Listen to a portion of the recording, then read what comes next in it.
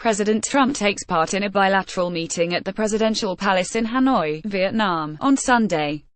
Reuters' Jonathan Ernst. In a string of tweets fired off Sunday morning from Hanoi, Vietnam, President Trump responded with sarcastic insults to a recent message from the North Korean government that had referred to him as old.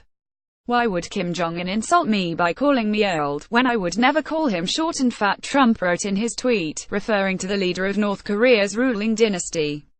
"Oh well, I try so hard to be his friend, and maybe someday that will happen." The message marks an unusually personal escalation of the tensions between the United States and North Korea over Pyongyang's weapons program.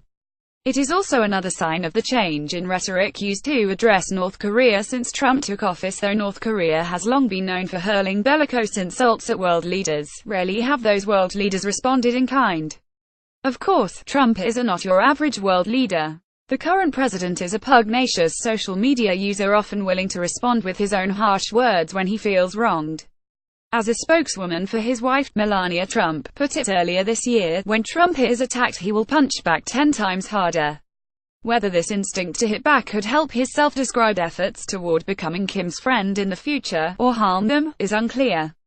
The North Korean message that aggrieved Trump was released by the country's foreign ministry on Saturday and described Trump's 12-day tour of Asia as a warmonger's trip for confrontation with our country, trying to remove our self-defensive nuclear deterrent. The statement also criticized the reckless remarks by an old lunatic like Trump will never scare us or stop our advance. The North Korean government has insulted Trump personally numerous times. Its state-run media has run a number of unflattering descriptions of Trump, including the memorable use of the word dotard in September. It has frequently referred to Trump as old and accused him of being a war maniac and a lunatic. These insults come at a time of heightened tension between Washington and Pyongyang. North Korea has pushed ahead with its weapons program over the past few months, conducting a number of long-range missile tests plus a nuclear bomb test since Trump took office. However, the insults also fit into a long tradition of insulting American leaders. In 2014, the U.S. government criticized a lengthy racist screed published by North Korea's state-run Korean Central News Agency that had referred to President Barack Obama as a dirty fellow, among other things.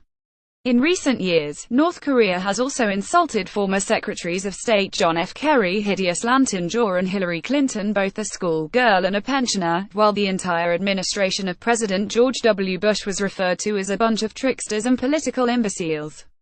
The Americans have not responded with their own public insults, though Bush did privately call Kim's father, Kim Jong-il, a pygmy in 2002 according to reports at the time.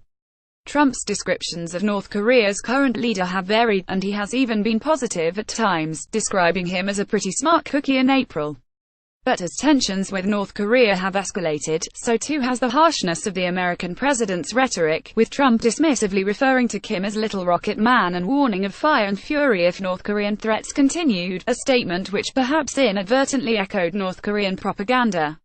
Some had worried that Trump would use similarly personal and angry language while in South Korea last week and run the risk of inciting the North. However, though his speech to South Korea's National Assembly was deeply critical of North Korea, it was less bombastic and more measured than his previous statements. That speech was drawn up carefully with the input of others in Trump's administration. Trump, however, is a famously impulsive tweeter. Worse still, for both sides the insults may pick on sensitive spots. Trump is the oldest first-term president in U.S. history and more than twice the age of the North Korean leader. Meanwhile, Kim's height is estimated to be 5'7", and he is rumored to suffer health problems due to his weight. More on worldviews. Trump's fire and fury statement echoes North Korea's own threats.